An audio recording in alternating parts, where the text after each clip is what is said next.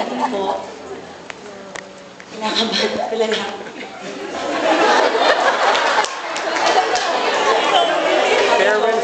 Maraming salamat sa mga bigyan po sa aming information. Allow me to read po.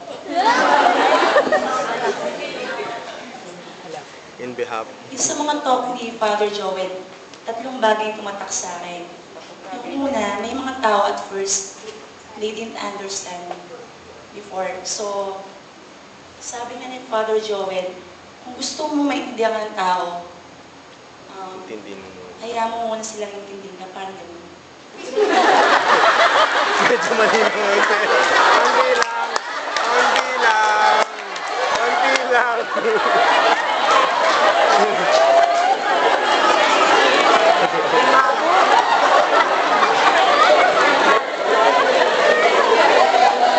Kaya dito po ako sa harapan ninyo, sabi nga ni Father Joel, celebrate each other's presence. So, nagpapasalamat po ako dahil nagtiwala po kayo sa akin, sa mga kapalpakan ko, sa mga pagiging pasaway ko. Miss De Leon, maraming po.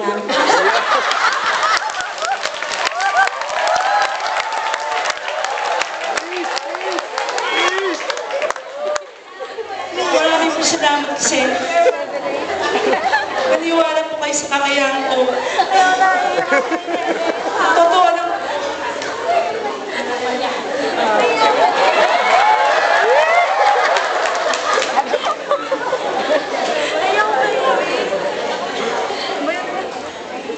Kasi po dati marami po ang sagot. Marami po ang tanong. Sabi ko, bakit hindi po ako naging siya? Masaya. Pero, salamat sabi ni Father, happiness is one thing that we have.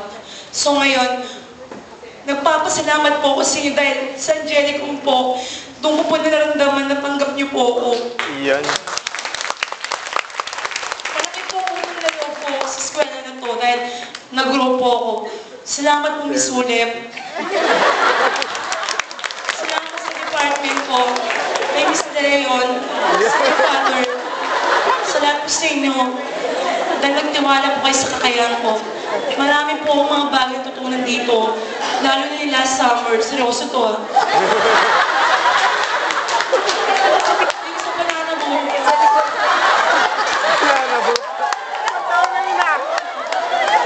Grabe. Amunti ka naman malunod doon.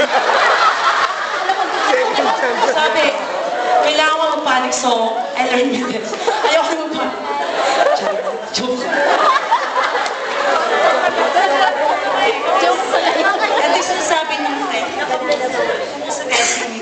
Siguro destiny ko na ma-meet ko kayo, tapos destiny ko rin na umalis.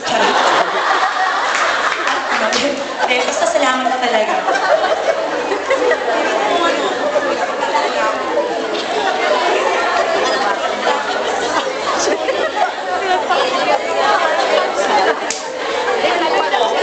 I am free.